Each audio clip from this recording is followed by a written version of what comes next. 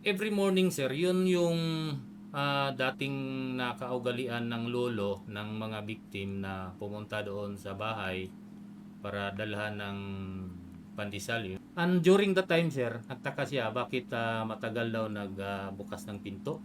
Kaya pinuntahan nila, kinatok nila, walang sumagot. Kaya tinulak nila yung pintuan at doon nakita nila nakandosay na yung dalawang bata. Then yung nanay, duguan din yung liig kasi may sugat din.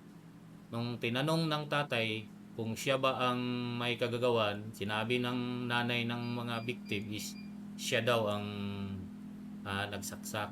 Yung tatay sir is nagtrabaho sa General Santos City. Okay.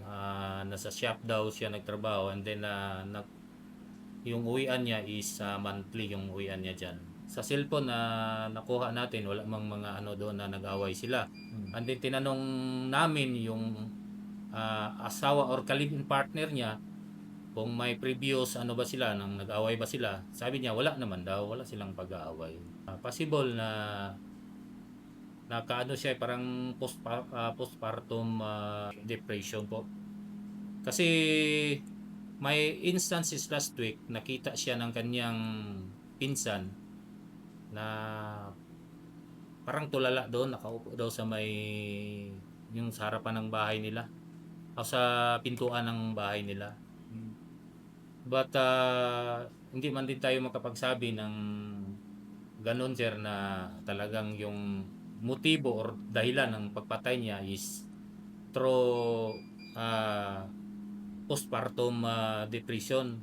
Siguro ang after kung makarecover sila, yung suspect pala, ang sabi nila ipagamot nila sa ano sa pagamutan ng ano sa mental yata, mental hospital po. Oo.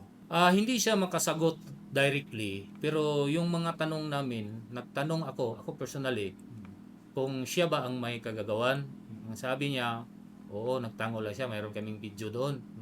Doon nung tinanong din ng kanyang first cousin, yung pinsan niya na nandoon sa ospital, kung bakit niya ginawa, ang sagot naman ng suspect is hindi na daw niya maintindihan yung sarili niya.